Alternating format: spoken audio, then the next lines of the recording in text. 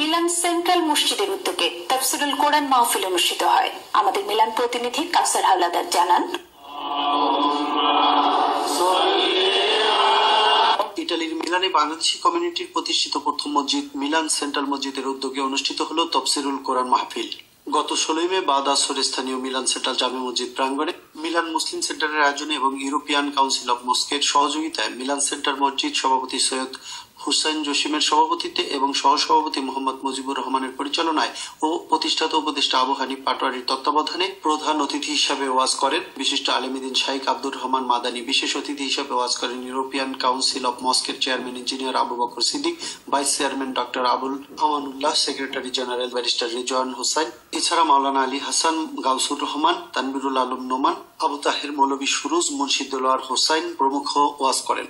শেষে বিশ্বের মুসলিম উম্মার শান্তি কামনায় করা হয় বিশেষ মোনাজাত। ইটালির মিলান থেকে কাউসার হাওলাদার, বাংলা টিভি নিউজ।